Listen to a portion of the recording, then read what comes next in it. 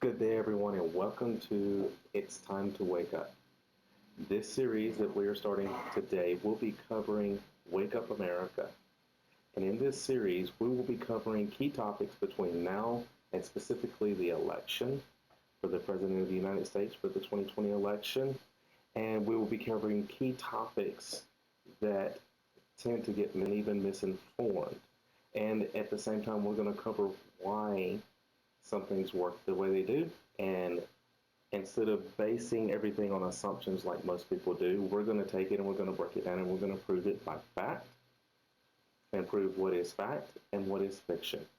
So therefore, you'll be able to be more informed and understand what's going on and what's happening in your world and in your country today.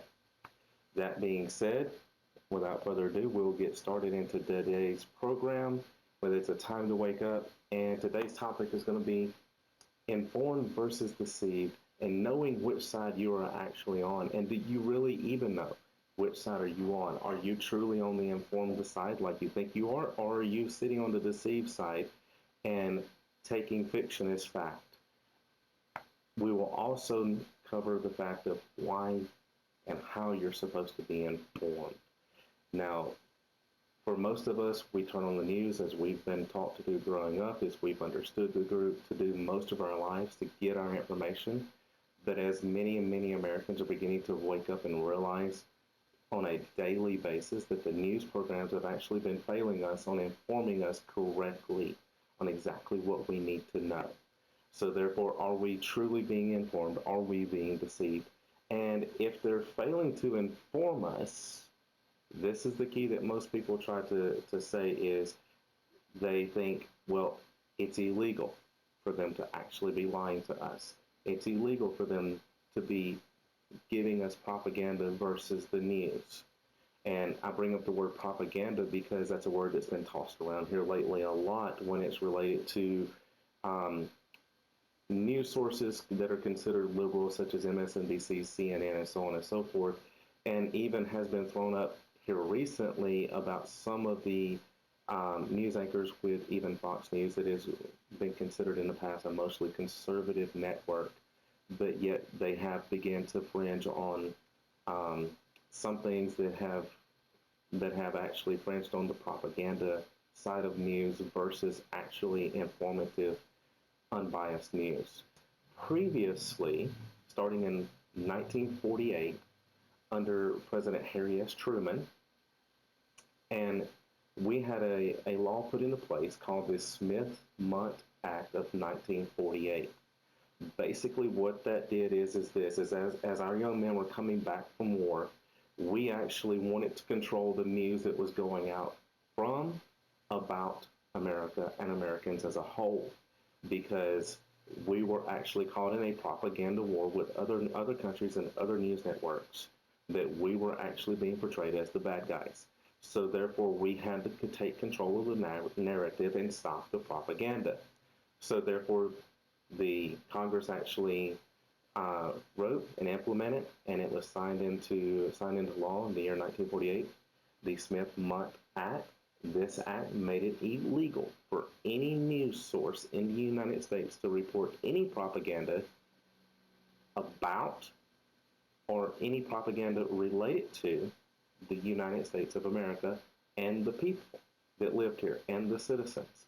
And it even protected as far as the residents and the people that were living here under visas as well, that they could not be used or misinformed via propaganda or propaganda news networks. So therefore, it was illegal. And I say was because here is the reason that now we've come into this day and age where the word propaganda is becoming a norm again when it comes to news and being informed about the news. In this day and age, the reason that happened is because of the bill HR 5736. What this is the Modernization Act of 2012. This was actually a bipartisan act that was implemented and signed under President Barack Obama. What this bill does is it basically nullifies everything from the original Smith-Mundt Act of 1948 It modernizes it so it sounds good. It sounds like we're bringing it to a new day and a new age of technology to be able to get news across to the people, to be able to get it out on all platforms. But now this is actually what allows now propaganda and news networks to be actually classified as entertainment versus news. It allows for news networks to actually spread propaganda legally to the U.S. citizens and abroad as well. So therefore, here's what we're writing under with this being allowed legally to be spread is it also allows for your social media platforms to be considered entertainment and nothing to do with the news. Therefore, they have the legal right to control the narratives the way that they so choose and the way that they see fit. So you can complain as much as you want about Facebook deleting your post. You can complain as much as you want about Instagram blocking your account.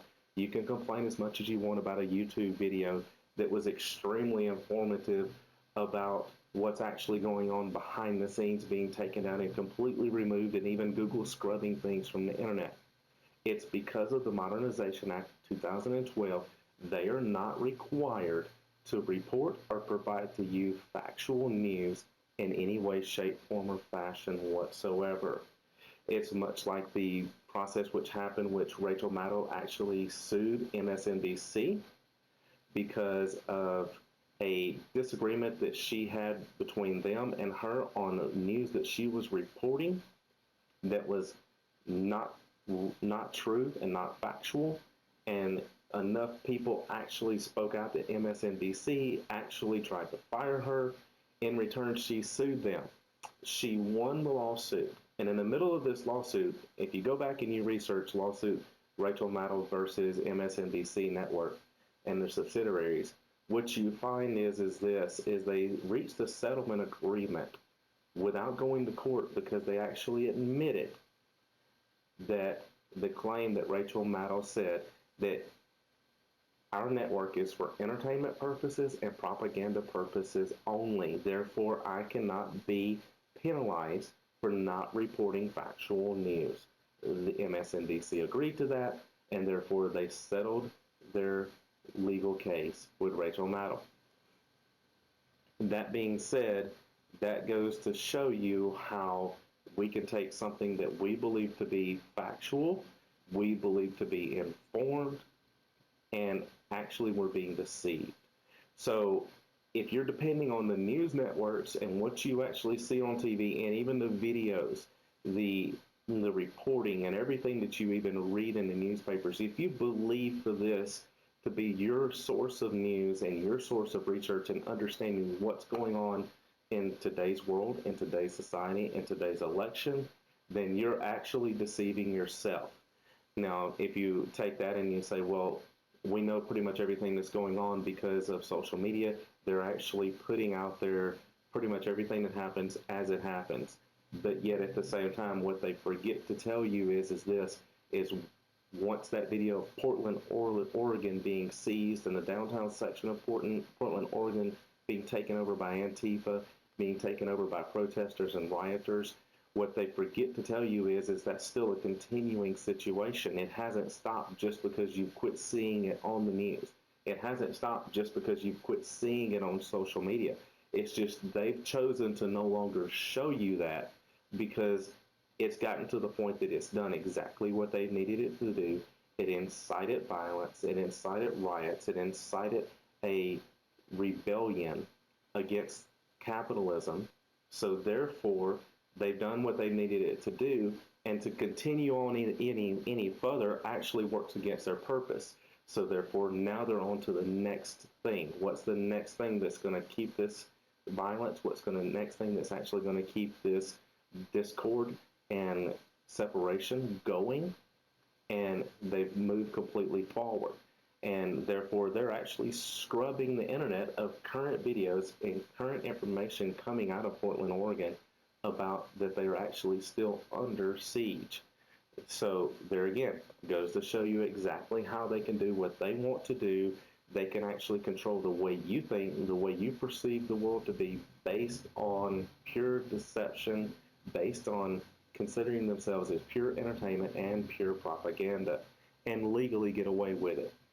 Um, a more recent situation that most people have actually seen, but I do want to touch on this, is going to be the live stream from the Democratic National Convention the night that Joe Biden actually spoke. The interesting thing is they live streamed that on YouTube. YouTube, as we all know, right, is actually owned by Google, which we know that both services and both companies are extremely liberal and extremely one world government oriented. Tend to cater toward the communism and the socialist countries more so than capitalist countries as they go about their day-to-day business. What we have here is the actual likes versus dislikes on the YouTube live stream from the DNC convention the night that Joe Biden spoke. Your likes were actually less than your dislikes, which is very, very, very unusual when you have this type of process going on, this type of political speech going on.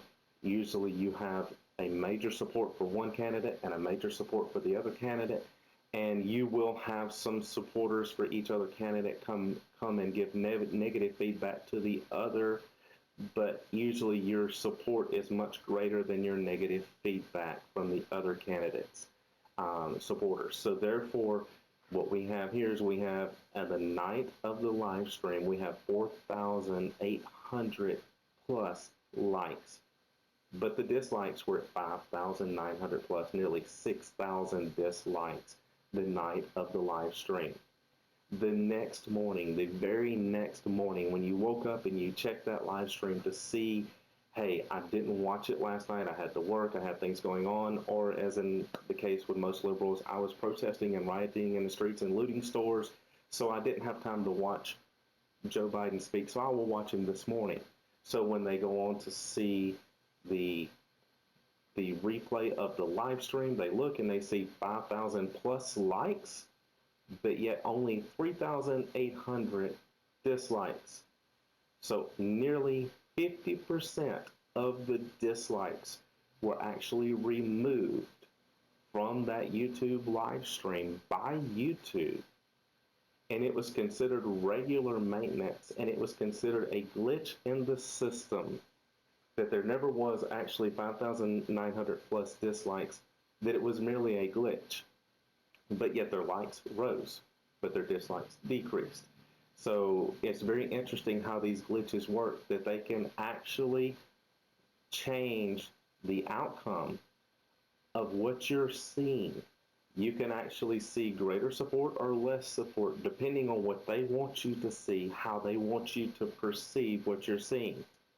So the interesting thing is this, now we do have a separation of media versus personal.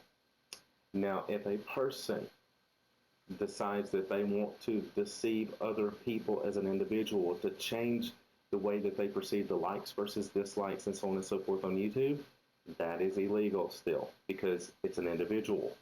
But as a media outlet such as MSNBC, it is completely legal because therefore we are falling under that 2012 Modernization Act. They can change that as they see fit. So what we have is with Joe Biden's personal account, with the likes versus dislikes on the DNC convention, when they changed the dislikes down and the likes up, it was actually caught by many people. It was brought out, it was brought into the public eye. People took screenshots, so they actually saw this, so they had proof with screenshots of the likes versus dislikes actually being manipulated under Joe Biden's personal account. He was going to receive negative blame and negative feedback for this, and therefore negative press. So what did they do?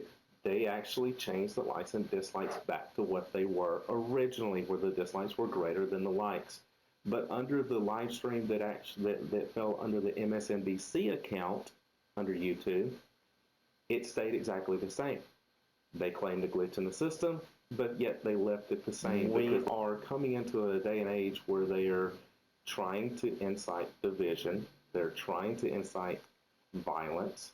They're trying to incite riots in the streets. They're trying to actually starting now to push your Antifas and your BLMs that are your more extremist side out into the smaller communities outside of the larger cities and into the smaller communities.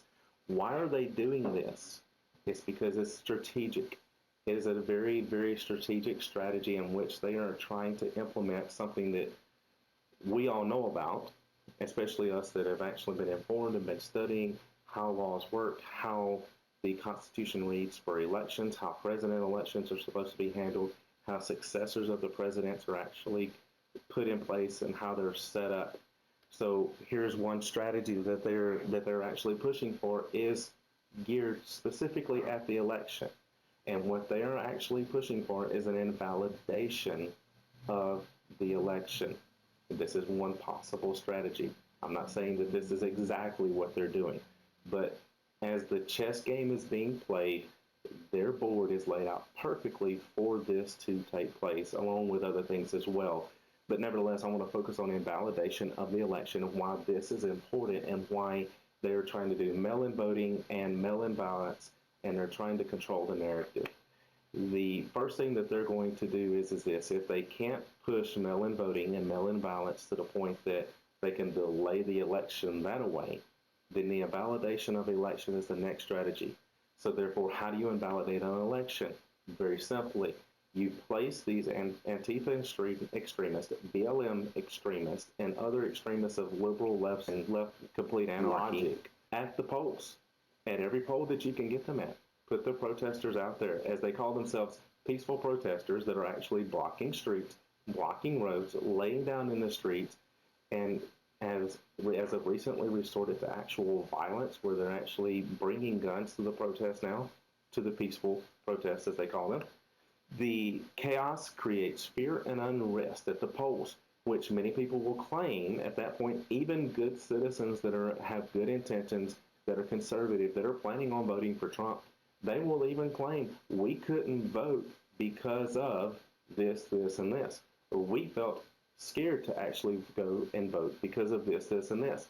And you will have this come from both sides naturally. What will happen at that point? If it creates fear and unrest, and the people were not able to exercise their right to vote due to these chaotic circumstances, Congress can step in and they can say, well, we need to invalidate the election no matter what the results are, because of no one being able to actually vote and proceed forward as they have the constitutional right to do.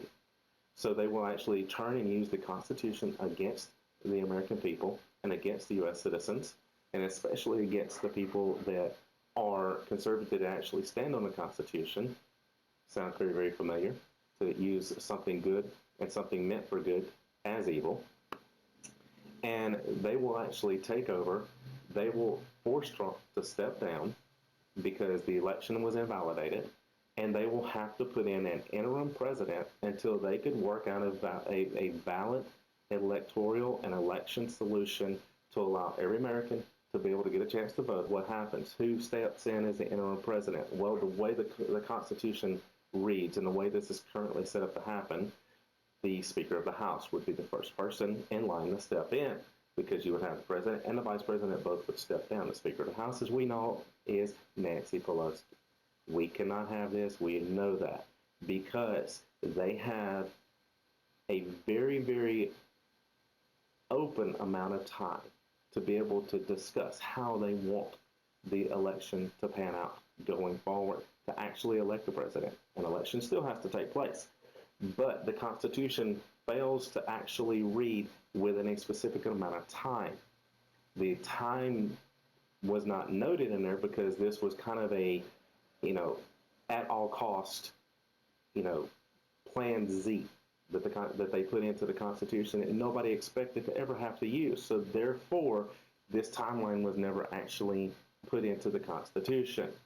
So now, what happens if Congress comes in to step in and there is a discrepancy about Nancy Pelosi actually stepping in place? Well, here comes another thing that they can actually sit there and say, well, we don't agree with this and we don't agree with that, and we can actually have some Democrats actually come over to the Republican side and actually split up Congress. Then they would actually have to step in, and then Congress would have to start pushing for who was the next person in line that could actually come up and take in as an interim president. The scary part is the next person's in line would actually fall to Elizabeth Warren, or even as far down as Bernie Sanders.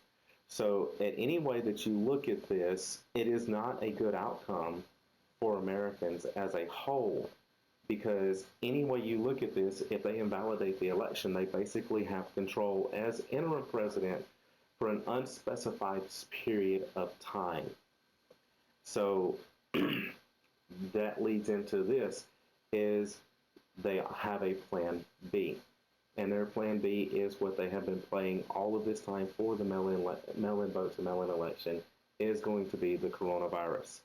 Now, should they actually not be able to get the mail-in voting through at this particular point in time, they cause chaos at the polls and validate the election, and then they use plan B yet again, coronavirus, to come back and say, okay, now we have to do mail-in voting. Now, looking at the coronavirus and how it's being used to cause unrest and agitation, and how it's aimed at conservatives is this. If you'll notice on your screen, we've got a couple of pictures here that I'm going to be shooting up for you to see, and we're going to make a comparison of the different masks for different situations. First one being right here is the painter's mask. Now, this is the mask that's required for painters for being able to paint cars, paint houses, anything that's going to be in a environment where these paints and these sprays are going to be handled openly. And even though if you paint in a paint booth where it's actually being ventilated and it's going through a filtration system, this mask is the minimum mask that's still required. Now, if you've ever painted in this type paint mask before in a paint booth, or know somebody that has, you would know that once this painter actually takes this mask off, if they're painting something as simple as white paint, they actually have white paint dust inside their nostrils, inside their nose. Why is this? Because even with this type mask, those tiny paint molecules still, to an extent, get through. And if you're painting for an extended period of time, enough will get through that you can actually physically see the buildup of these paint molecules inside the nasal passages of the person even wearing this mask. That being said, we have to have something that's a little bit more protective. So let's go ahead and move forward to an asbestos mask. Now, this mask, as you see here, actually has a separate filtration system that is strapped to the person's back, or actually run completely outside the house or building in which they're actually working, removing asbestos. Now, if you look here with this asbestos mask, you'll notice another difference is the way that this mask is actually strapped on. There's actually a seal around the face that is actually a neoprene style seal versus just a rubber seal. Therefore, you have a tighter fitting oiled seal that will actually seal against the skin. And now you have something that is extremely protective, that allows you to get free and fresh air from other sources besides the air that's actually flowing around you.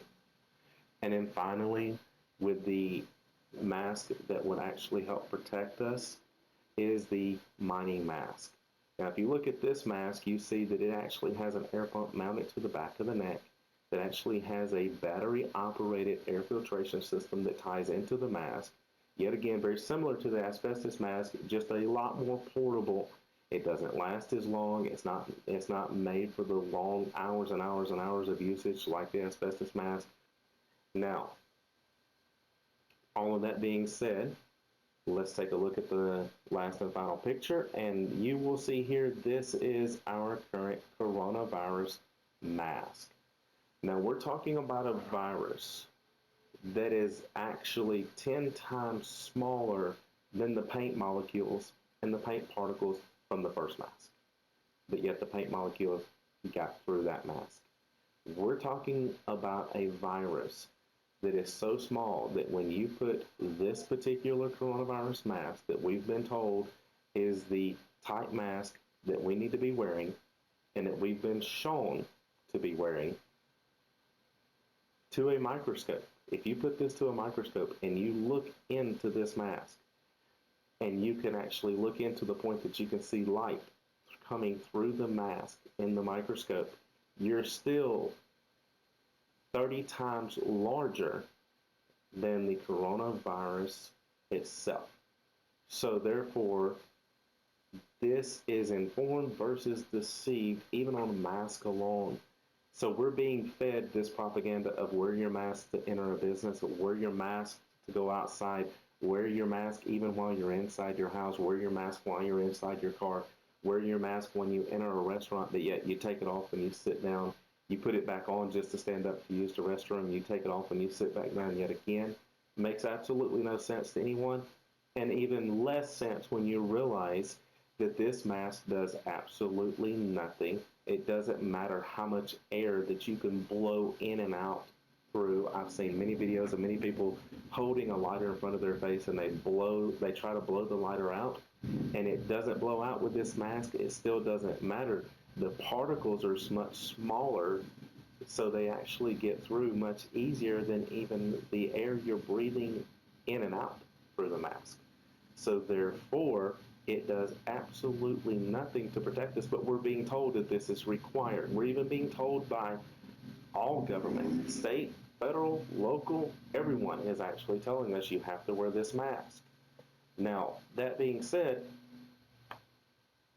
let's talk about the coronavirus itself and what it actually is. Since we understand how the mask works, let's talk about what the virus actually is. It is a respiratory virus, and it does focus more on the elderly than it does younger people. In fact, it has very little to no impact on children.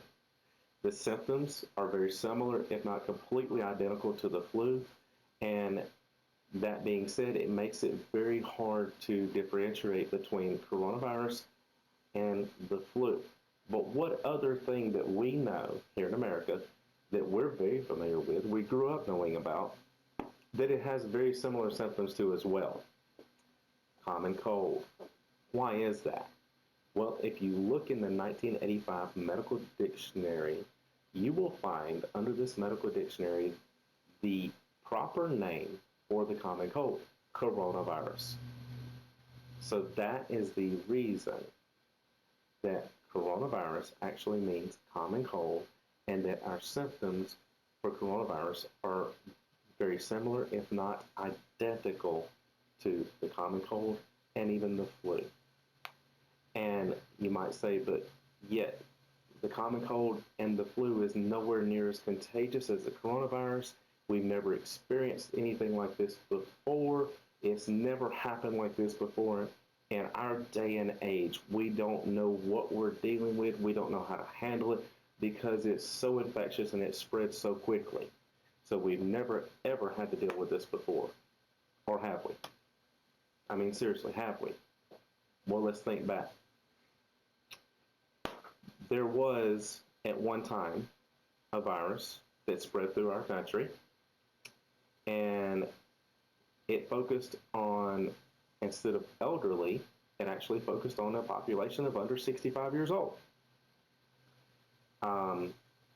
Versus the coronavirus, it killed at least 1,800 0 to 18-year-old school-age children and kids. While if we compare that to the coronavirus, we currently have 2 on record. 2, 0 to 18. There's the other situation with this virus that we've dealt with before, that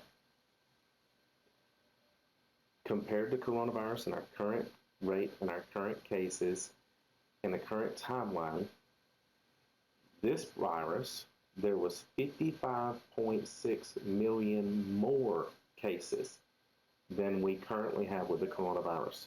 55.6 million. That's nearly 20% of the population of America. 55.6 million. Take a minute to get your head wrapped around that many cases actually swept across this country. And that many deaths actually swept across this country in school kids throughout the schools of this country. And in fact, the deaths were climbing so quickly that hospitals were told to stop counting and stop reporting, and that funds would be cut if there was an increase of the deaths from this specific virus, whereas the opposite has been true for the coronavirus. If you report it, the more you report it, the more money you get.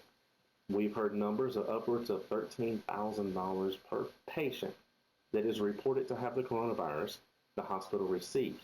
Not a $13,000 cut, but a $13,000 pay raise per patient.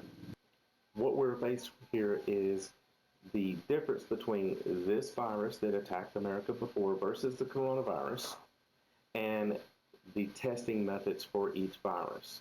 Very interestingly, is what you will find as you research is the reason that they quit counting and they could justify to stop counting the virus before, as it was sweeping across this country and even attacking and killing school children, is because the test for this virus was the identical test for the common flu. So therefore, the symptoms for virus versus the flu were identical. The test results were identical, so you could have multiple false positives for this particular virus, and it actually be the flu. So they quit claiming this virus and started claiming the flu. The same can be said for the coronavirus, because the testing for the flu is so similar to the testing for the coronavirus. You can actually use a flu test to test for the coronavirus, and you will actually get a false positive for the coronavirus or a false positive for the flu, depending on either or which it is, because the tests are nearly identical. So therefore, what is required to tell if you have the coronavirus or if you have the flu? It's called a blood test. These are very expensive. They take a lot more time. They take a lot more work. The blood tests are not being used. And why are they not being used? Because then it confirms whether or not a person truly has coronavirus, or if they have a common cold, or if they have the flu, or if they even possibly have pneumonia. The virus that I am telling you about that swept across this country and infected and killed way more people than the coronavirus has even thought about touching is swine flu. This came across our country in 2009, the first full year of implementing policies and the economic policies, healthcare policies, and so on and so forth for our democratically controlled executive government under President Obama. Therefore, they had to control the narrative, and they had to change the flow of information as it was flowing in and out through to the people. And this is where they ran into the issue of the Smith-Month Act of 1948, where they could not lie to you legally. They could not spread legal propaganda. So what did they have to do? They had to change the narrative at the hospital. They had to change it at ground zero. That was an extreme task to take on, very costly, and it was extremely hard to control the narrative because your doctors are known to go rogue. So therefore, what did they have to do? They had to change the narrative at the people's faces. What was the easiest thing to do there? Very simply, implement the Modernization Act of 2012, which they actually filed to do very, very quickly after 2009, after the swine flu epidemic, and actually not even an epidemic, a pandemic, and then move forward from there. Now, that being said, as we move forward, most of you have already heard, and some of you, this will be new, but because President Trump has required reporting from the CDC to go through the executive branch before it reaches any other branch of government, the CDC has actually started reporting true numbers. What are the true numbers? If you look on your screen right here, circled, you will see on the cdc.gov website the current death rate of coronavirus by itself. That means there was no pre-existing conditions. There was no other conditions found within that person whatsoever. It was strictly confirmed coronavirus case of that person dying from coronavirus or COVID-19, as it's medically termed, at 6%. What does that put us at? 9,200 people have died total. Not 170,000, not 180,000, 150, or whatever number that you hear. If you look it up, you'll see about 172,000 is what they're claiming, but in reality, it's only about 9,200, according to their website where they buried it in this report. 9,240 people have actually died due to coronavirus itself. Now, does this sound like an epidemic or a pandemic, either one?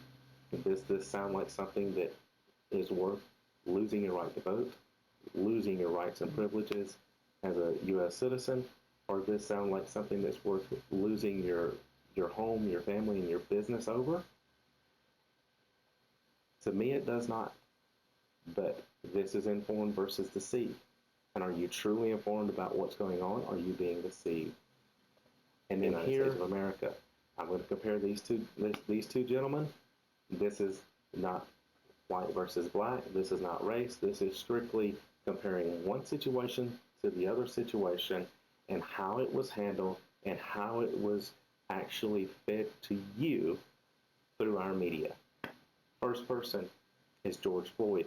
Second person is Tommy Timpa. Now, if we look at these two gentlemen, neither one were perfect. If we look at the cops on both sides, none of the cops were perfect. Neither set of cops handled the situation correctly on either side, for either gentleman. But we'll do a quick one-to-one comparison. George Floyd, he was found to be on drugs and or prescription meds at the time of his encounter with the police officers. Tommy Timpa, he was actually off of his current meds that he was supposed to be on for schizophrenia, and he had actually missed taking them. Therefore, he was having act-outs, and he was acting out of not being able to control his thought process. Now, George Floyd, therefore being on drugs, prescription meds, he was acting out of not being able to have complete control of his thought process as well. So therefore, we're 1 and 1.